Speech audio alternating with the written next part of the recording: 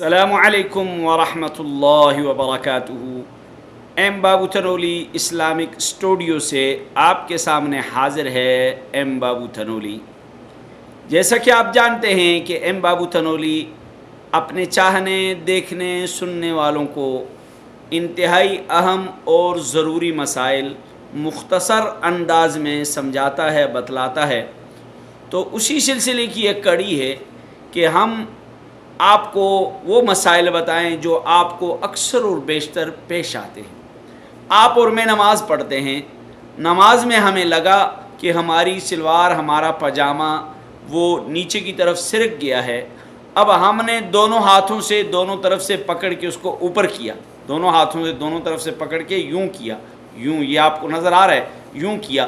تو آیا یوں کرنے سے نماز فاسد ہو جاتی ہے؟ یہ عمل کثیر ہے یا نہیں ہے؟ یہ عمل کثیر ہے یا نہیں ہے؟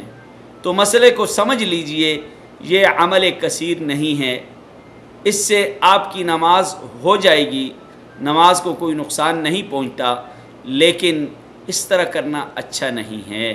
امید ہے کہ آپ کو سمجھ آ گئی ہوگی۔ السلام علیکم۔